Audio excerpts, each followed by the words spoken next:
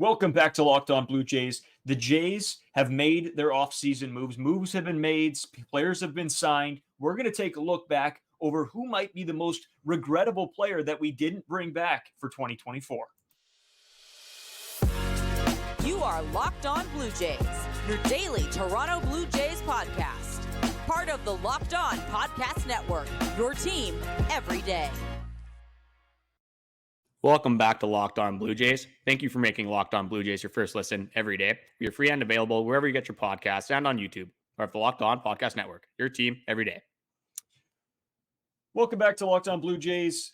We have a lot to go over today.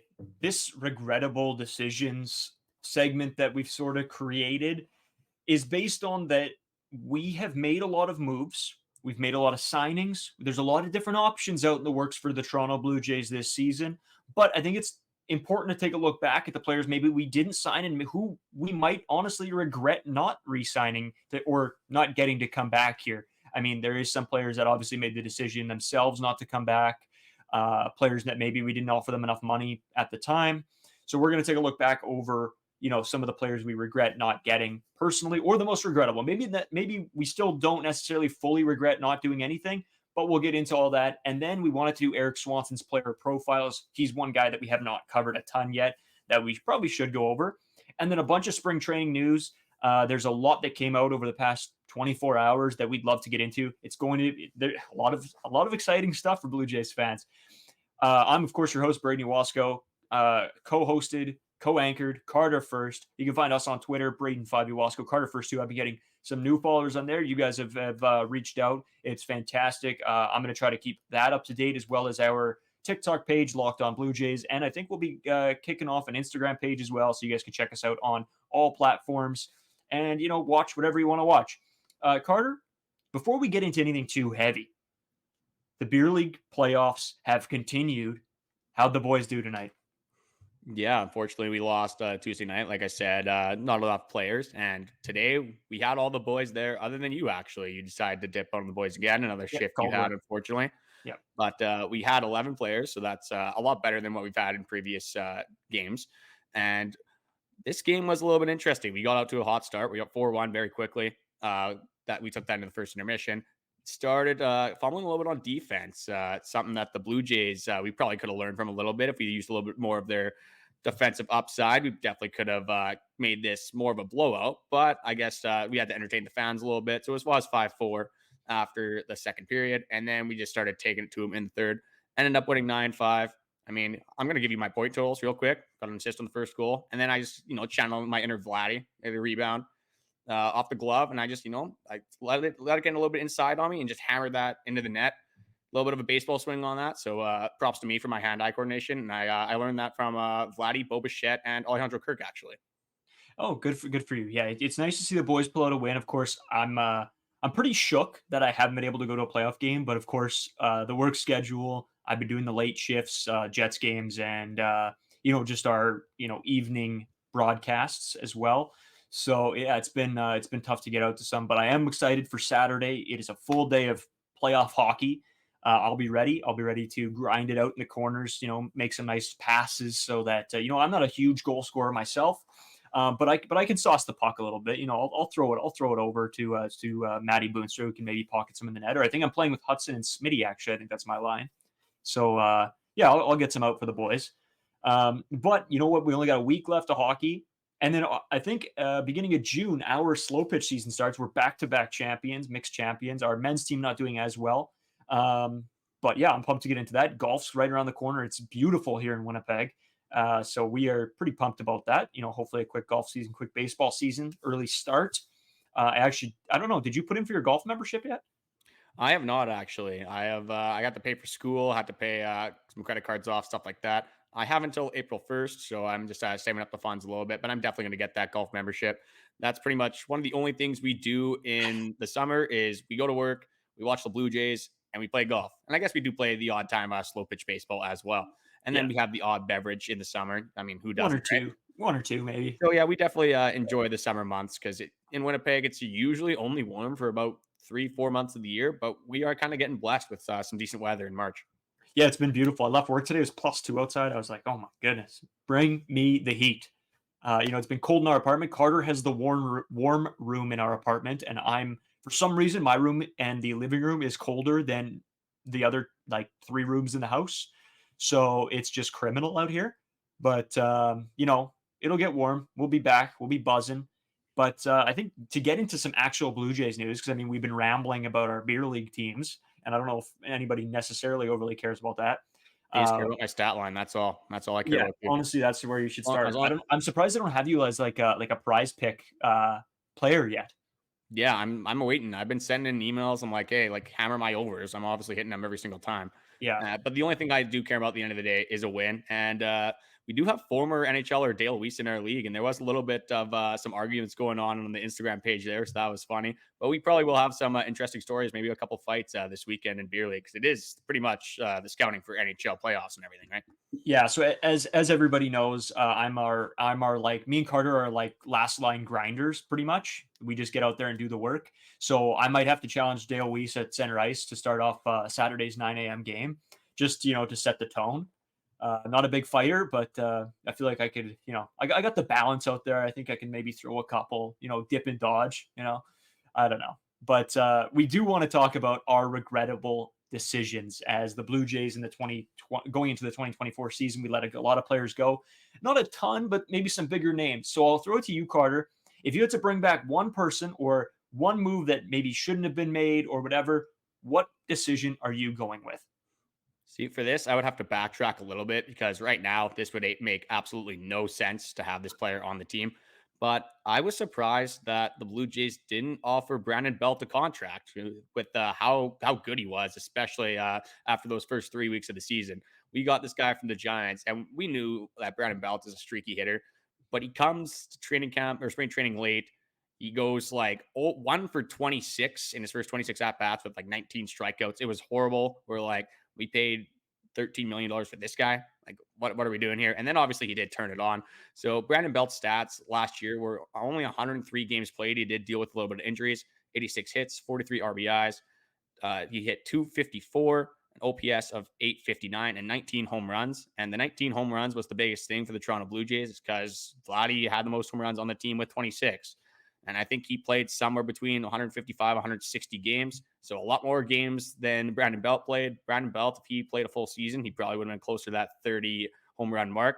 And just Branden Belt, the character he brought to the team. I know we always harp on this podcast about the seriousness of this ball club, and we do need to get more serious. And I think that is why we did move on from Branden Belt. But Branden Belt was a character. I know he said that, like my $13 million contract, I'm pretty much playing for free. And then some of these rookies are like, I would die for a $13 million contract. What are you talking about? But he was just so funny to watch. Left-handed batter, walked a ton. I feel like he always worked into a 3-2 count almost every single time. But it would always end in a walk or a strikeout. That's the kind of the Branden Belt experience we had. And he hasn't signed yet, which is interesting. I thought a few teams would have been in the market for a veteran left-handed first baseman. He played decent ball at first base. Maybe the DH position isn't getting paid as much. You see JD Martinez still on the market here. Another Boris guy, Blake Snell, still on the market. So maybe that's a part of it. I don't think Branden Belt cares about the money as much now. But again, with this lineup now, it doesn't make any sense to have Branden Belt. But he was a character to watch on this team. And it would be interesting to see maybe a Branden Belt, Vogelback, Votto battle it out. But I don't think the Blue Jays are going to hand out the money like they're Oprah with these left-handed batters. You get some money. You get some money. I think that's a good choice. I loved Belt. I know we harped on him early on the season, as you mentioned. But yeah, at the end of the day, he was good for the locker room. He was a good character guy. I don't think took anything too seriously, and that's maybe why he was able to bounce back from that rough start. And yeah, I'm a little bit shocked that a lot of teams didn't at least give him a try, sign him to some low contract deal, whatever. But at the end of the day, I think we did make the right decision because we did get Justin Turner and a bunch of good bats, Daniel Vogelback, Joey Votto. So, I mean, obviously there was maybe some thought process going into this decision.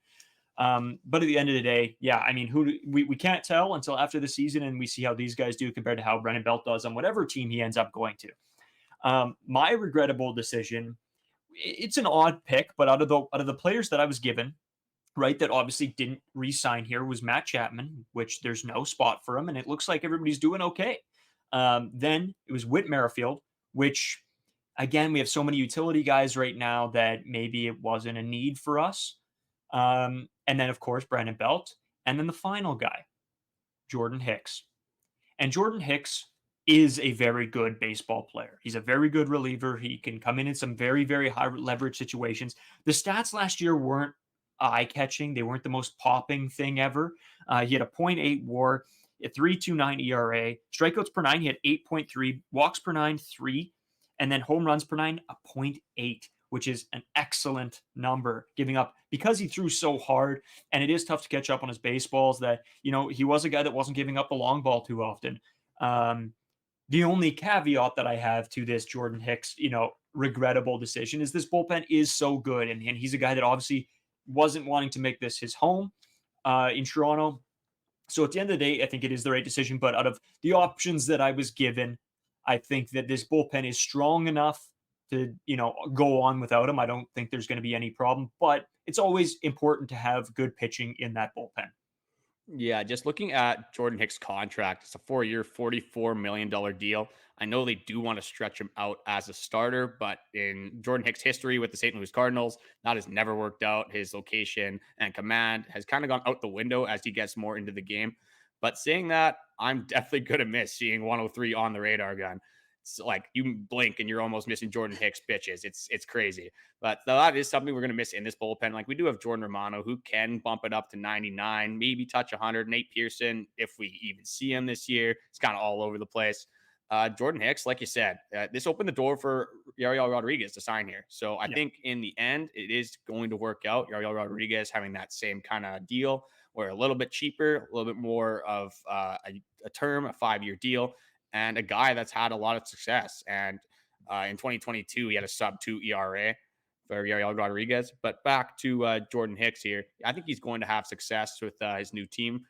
And it is tough to move on from such a good baseball player. And I know when he got traded to the Toronto Blue Jays, he played stellar baseball for the Jays. I know at the start of his tenure with the Jays, he struggled for the first 10 games or so. But down the stretch, he really came into his own and looked like a really solid reliever and a reliable reliever. But it is tough to see Jordan Hicks go. Such a fan favorite. Nice to see that high speed on the radar gun. But in theory, I think the Blue Jays had a pretty good offseason. I'm pretty happy that they didn't actually re-sign anyone that they let go. Yeah, I think it comes back to the fact, and I know we get comments all the time saying we should have re-signed Chapman, we should have re-signed Merrifield, we should have done this, blah, blah, blah.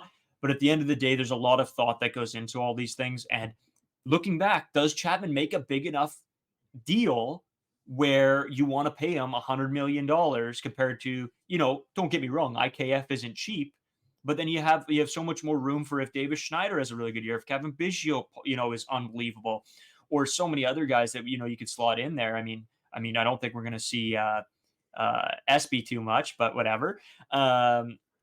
Yeah, so at the end of the day, I think these moves were the right decision. We don't need another utility player in Whit Merrifield, so I think that was completely fine. Yeah, the Jordan Hicks one sucks, but this bullpen is so good that I don't think it overly matters. And like I said already about the Branden Belt move, to move on from him, is that we got guys that can do his job and maybe debatably do his job better. So we'll have to see how this all plays out over the 2024 season. But of course, Carter, me and you have been wanting to get into Erik Swanson for so long. We've been talking about doing his player profile. Today is the day. We're going to do Erik Swanson's player profile next. This episode is brought to you by Amazon Fire TV.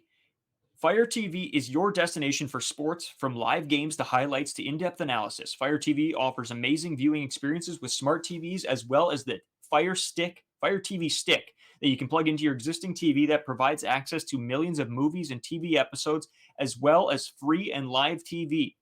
Whether it's opening weekend for baseball or the college basketball tournament, you're going to want to have Fire TV. I know it's always awesome. We talk about being on this Fire TV channel. So it's very cool for us getting to see, ourselves, our other Locked On hosts be a part of this. It is very, very cool to see. Fire TV recently created Fire TV channels to deliver you a constant supply of the latest videos from your favorite sports brands, all for free. That includes all of us, as I said, at Locked On, and most of the big pro leagues and college conferences as well. Fire TV channels lets you dive into all of the game analysis, highlights, and more to keep up to date on all the latest in the world of sports. March Madness, NBA, MLB, and lots more, not to mention great news, entertainment, gaming, and travel, as well as cooking videos. Check out Fire TV channels on Fire TV and Alexa device. If you haven't checked out Fire TV channels, you should. Trust me. To learn more, visit www.amazon.com/lockedonfiretv. Today's episode is brought to you by FanDuel. Say goodbye to busted brackets because FanDuel lets you bet on every game of the tourney. Whether you're betting on a big upset or a one seed, it's time to go dancing on America's #1 sportsbook. Right now, new customers get $200. That's right, $200 in bonus bets if your first $5 bet wins. That's $200 to use on point spreads, money lines. You can even pick who's going to win it all. I know I'm a big fan of FanDuel. Carter, I know where I'm getting you. I'm slowly dragging you in as well. I will definitely be putting, my March Madness picks in, and hopefully they continue to hit, as well as my NHL bets that I've been doing all season long. And then when baseball starts up, I will 100% get back into that. So just visit FanDuel.com/lockedon and bet on college hoops until they cut down the nets. Holy moly. I don't know if I've ever talked so much in my life between that break there. Yeah, that's the first double ad we've had on the podcast. Interesting for me just to kind of sit there and just kind of listen to you talk for a bit. But yeah, you get a 2-minute break. That's pretty much what it is. Hey, I'll take it. I get a little phone break and get some sips of water, get some hydration in me. I'm okay with it. Geez, I might have to go get like a bucket of water after that one. After that game, I am dead right now. I just put my body on the line. That's what we do. You have to. It's playoff time, right? Talking about, we did want to bring up Swanson. We keep talking about this because he was a guy that me and Carter were both looking at quite a bit. I'm going to go over his stats from last year a little bit first, and then you can sort of discuss about where, what his future with this team is going to look like and what this season is going to look like as well. A 2.97 ERA, 66.2 innings pitched. His strikeouts per nine was a 10.1. That is an unreal stat for me. Walks per nine, of course, a 2.8, another unreal stat. And his home runs per nine, 1.1. Carter, this guy, these stats blow me away. Do they blow you away as much as they blow me away?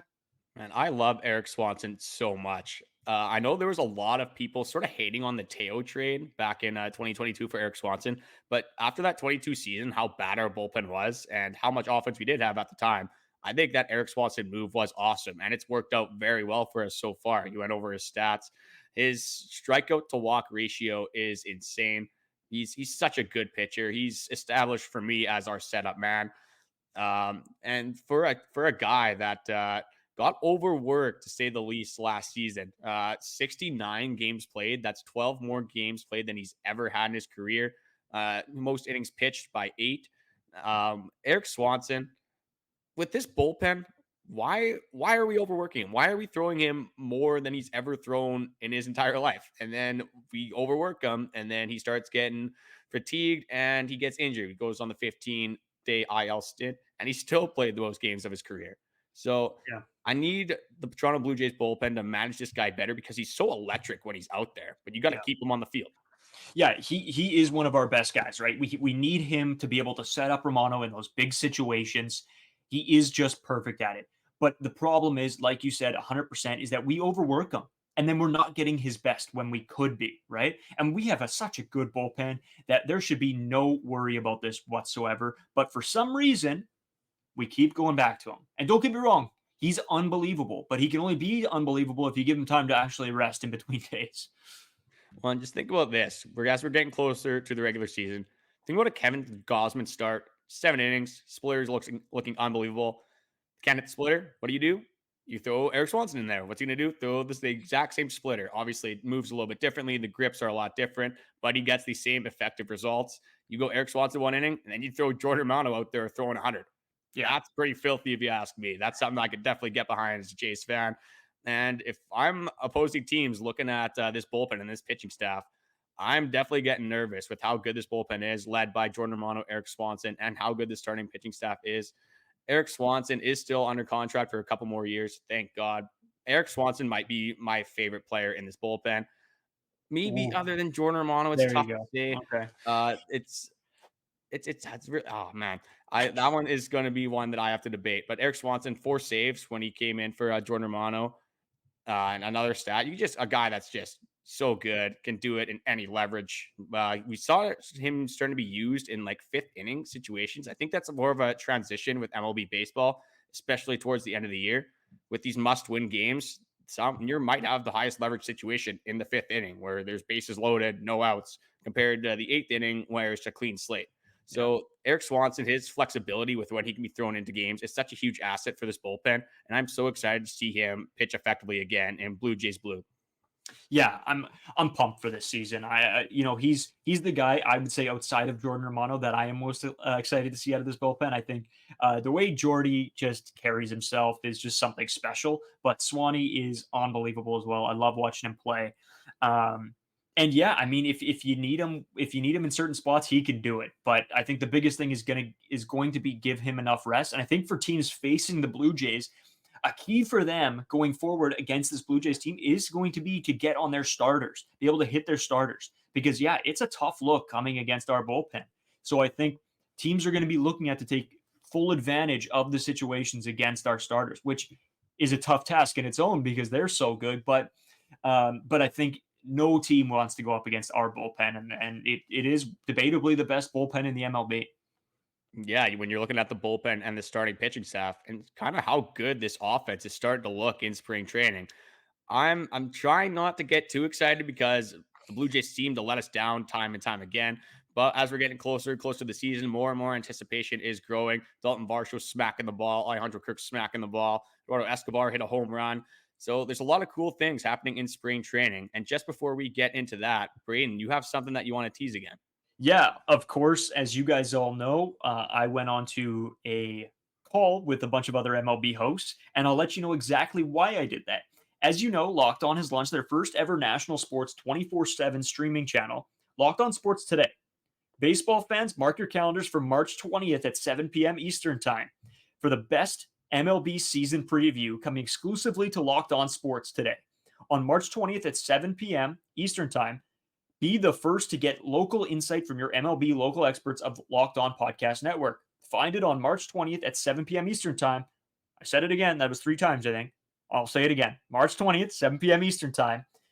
And that's on Locked On Sports Today, the 24/7 streaming channel on YouTube, or the free Amazon Fire TV channel, of course. I think it's going to be streamed, I believe, sooner on the Fire TV, but of course it'll come out on the MLB Today as well, so you guys can take a look at that. I know, we'll probably maybe we might even do like a reaction recap to it as well, just to go over, see what the other team said. Carter wasn't on the call, but I think it would be funny to see his reaction to some of the comments that were made. So go check that out if you guys, have some time, are available. I mean, make time. It was awesome. It was unbelievable just seeing a bunch of different perspectives. But we do want to talk about some spring training news that have started to come out, and Carter's got some interesting tidbits. You know what? I always find, Carter, that I don't know where you get the spring training info all the time, but you are like our own little insider. It's unbelievable. So we'll get into all that and more next. Football season may be over, but the action on the floor is heating up. Whether it's tournament season or the fight for the playoff home court, there's no shortage in high-stakes basketball moments this time of the year. Get in on the excitement with PrizePicks, America's #1 fantasy sports app, where you can turn your hoops knowledge into serious cash. Test your skills on PrizePicks this season and is the most exciting way to play daily fantasy sports. If you have the skills, you can turn $10 into $1,000 with just a few taps. Branden has said that he's kind of gotten me into this betting scene a little bit. And I think today, I haven't checked it fully, but I think today is my first hit bet in the couple days that I've been doing this. I had over McDavid points. That's the only one I'm not sure about, which is probably the good thing. I know they won 7-2. You're fine. It was 1.5, so I probably have that one. You're fine. Yeah, you're fine. He got it in the first period. Perfect. Then I had Kempe over 0.5 point. I know he got a goal because he's on my fantasy team. And then Zach Hyman, I had over 0.5 point as well. And that's a hat trick. So that is money in my account from PrizePicks. You guys can join me as well. Hopefully, you didn't ride on with me in the last 2 bets, but hey, I'm 1 for 3. I'm getting into it. So maybe let me ride it out for a little bit before you join me, but you can do this too. It's very easy. You can win up to 100 times your money on PrizePicks with those 4 correct picks. Just download the app today and use code LOCKEDONMLB for a first deposit matchup to $100. That's code LOCKEDONMLB for a first deposit matchup of $100. Well, Carter, me and you keep talking spring training news. It seems like every day there's some more spring training news. So, what do you got for us today? Yeah, today, not some things aren't as serious necessarily.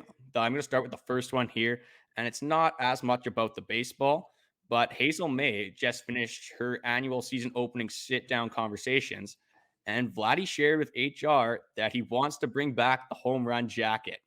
I thought that was interesting because it seemed a little corny sometimes in 2022 when the Blue Jays were down like 6-1 in a game and then they hit a solo home run to make it 6-2. And they brought out the home run jacket. It's like, what are we doing here? Like, I don't believe in the home run jacket if you're losing a baseball game. And I don't know if this is you, and maybe there's a little bit of overreaction with me. If we're losing a baseball game, I don't want to see anyone having fun. I don't care. You guys should be miserable out there because I'm miserable watching you guys play this baseball game. Yeah, But yeah, I'm with you on that one. I think the home run jacket is. I understand it, and what that says to me, I'll tell you exactly. So what that says to me is Vladdy thinks he's going to hit a lot of home runs. So I'll take that every day of the week. But do I want to see that home run jacket out? No, I want to see it burnt. I want to see that thrown away. I don't want to see it on the baseball field for the same reason as you just said. If we're losing a baseball game, if somebody puts on a home run jacket this year, I am going to run in front of cars. I think that's where I'm at. I'm running in front of vehicles, I think. See, the home run jacket's such a cool idea when like the Blue Jays are killing their opponent and it's like 10-0 and they've hit 4 home runs in the game. You're like, yeah, let's get this another one. Let's keep her going. But then, like I said, yeah, it's 8-1. And you're like, what are we doing? This is sort of embarrassing.